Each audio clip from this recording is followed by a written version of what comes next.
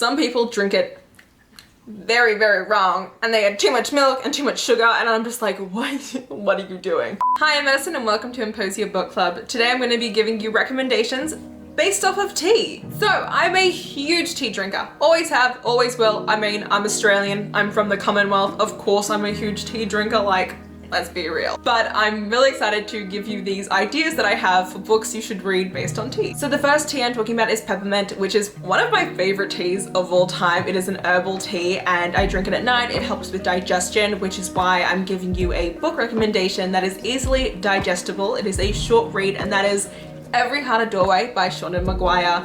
These books are less than 200 pages long. And the whole premise of this series is, you know, when you grew up reading those books of Alice in Wonderland, falling into the hole and then come back to real life? Well, it's the whole idea of what happens to those children who go to other worlds and then they come back. And so this follows a home where those children end up living to kind of deal with all the things that they underwent while they were in another world and now being back in reality. I know it sounds like it's kind of childish, but it is not. It is an adult series. It deals with some messed up stuff, but I would highly recommend it. Then we have English Breakfast, which is a classic tea, hence why I'm giving you a classic retelling. And the classic retelling I'm going to be giving you for this is Pride and Prejudice and Other Flavors. This is obviously a Pride and Prejudice retelling. It is an adult romance and it is so amazing. I would highly recommend it. So in this book we're following Dr. Trisha, and she comes from a very, very prestigious Indian American family, and even though she is the #1 neurosurgeon in San Francisco, her family kind of considers her the black sheep. She's really not that amazing compared to some of the other things that have gone on, and so she really struggles with that and her identity of feeling like she's never really achieved enough. And then we follow DJ Kane, who is a up-and-coming chef, and he ends up having a run-in with Trisha, and it is their romance. And obviously it follows Pride and Prejudice, like the bones of it.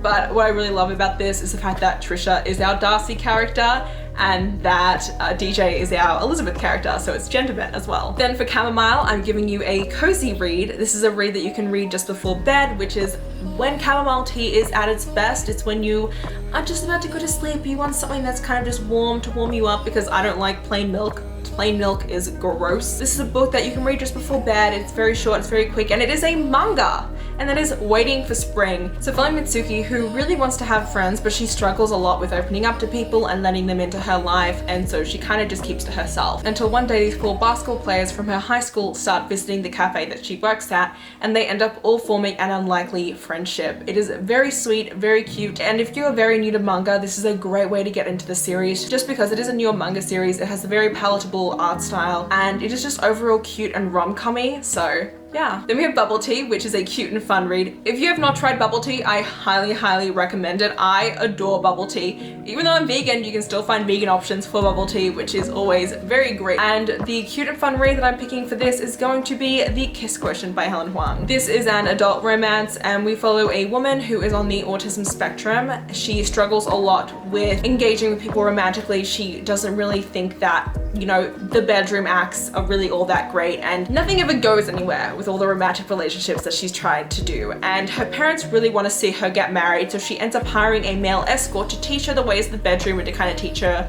you know, what love is. And they end up falling in love, and it is so sweet and so cute and just so meaningful, and oh, I love it. I highly, highly, highly recommend The Kiss Quotient. It is a hallmark romance in my opinion. It is one that you absolutely must read. As cute and funny and adorable as the romance is, it also has some hard-hitting topics, and I would highly, highly recommend it. And lastly, we have white tea, which, if you did not know, is the youngest and most delicate tea, because that is just when the leaves are picked, and you have to be very specific about the temperature of the water you use for white tea, because you don't want to burn it, and then it's going to taste awful if you don't follow those instructions. But for this, I'm picking a very sweet middle grade, because, you know, young tea, young book.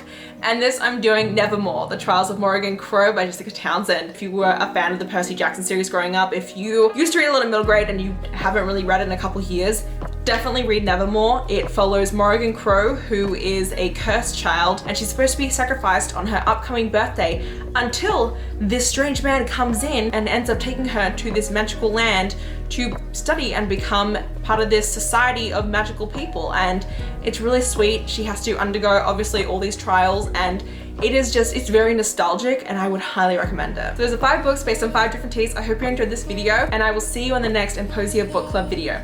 Have a great one.